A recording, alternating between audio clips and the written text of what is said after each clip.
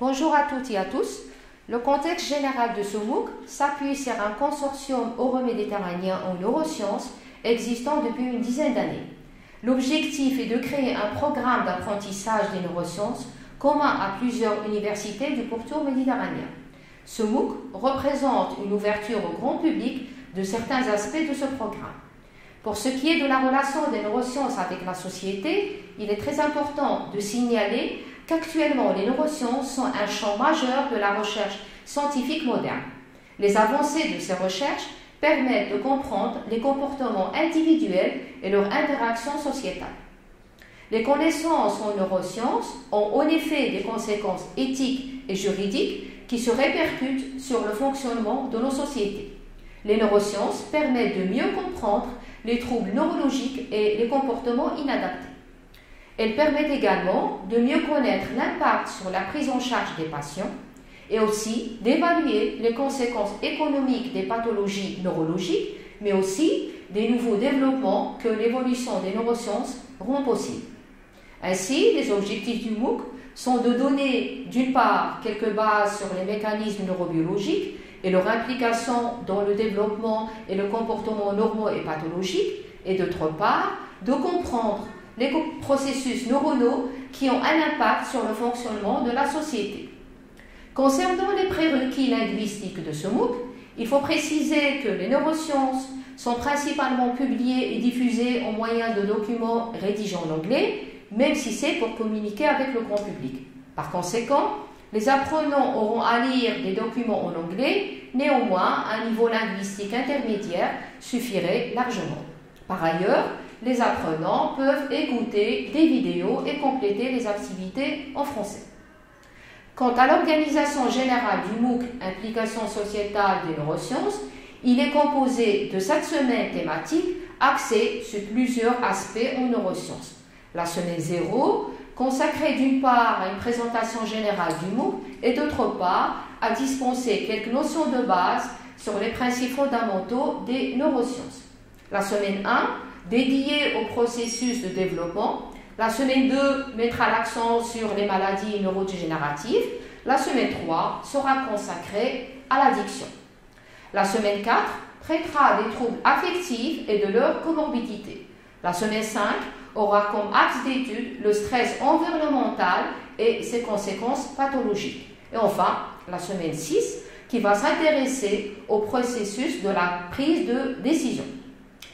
La semaine 0, qui va traiter les processus fondamentaux des neurosciences, sera présentée par Dr Estelle Mallet de l'Université de Bordeaux et par moi-même, Fatem Salamrari, professeur à l'Université Qadariya de Marrakech. Cette semaine introductive correspond à une présentation générale suivie par une explication des notions de base en neurosciences et nous permettra aussi de comprendre par quels moyens de communication les avancées des neurosciences et leur impact sont auprès du public. La semaine 1 sera présentée par Dr Karim Massé de l'Université de Bordeaux.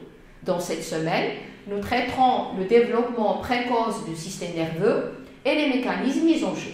Nous nous intéresserons également aux conséquences juridiques de la connaissance de ces phénomènes. La semaine 2, dédiée aux maladies neurodégénératives, sera présentée par Dr Abdelhamid Benazzouz de l'Université de Bordeaux. Cette semaine traitera principalement les conséquences pathologiques du vieillissement, les mécanismes des maladies neurodégénératives ainsi que leur thérapie. La semaine 3 est consacrée au comportement pathologique. C'est Dr Stéphanie Caillé-Garnier de l'Université de Bordeaux qui va la présenter, en parlant de l'abus des drogues et de leurs conséquences sur la prise alimentaire.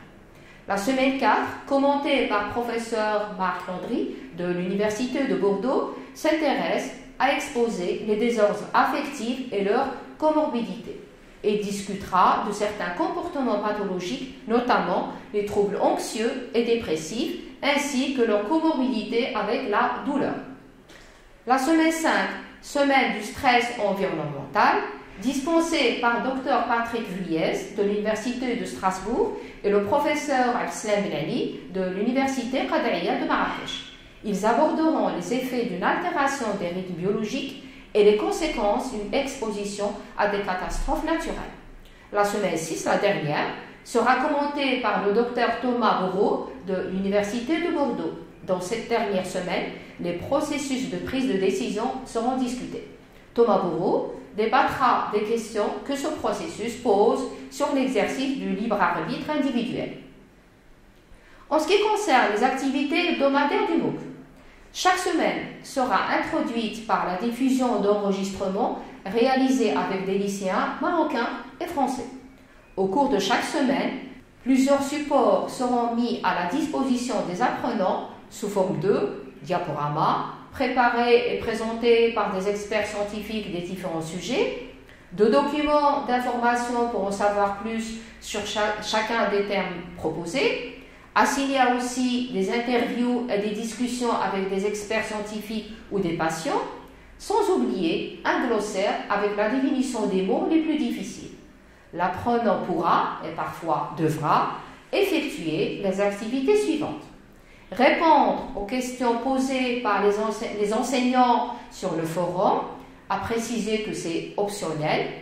Une deuxième activité, elle aussi facultative, consistera à commenter un article ou une vidéo sur le forum ou bien enregistrer ce commentaire en audio. Ou bien encore écrire un petit glossaire.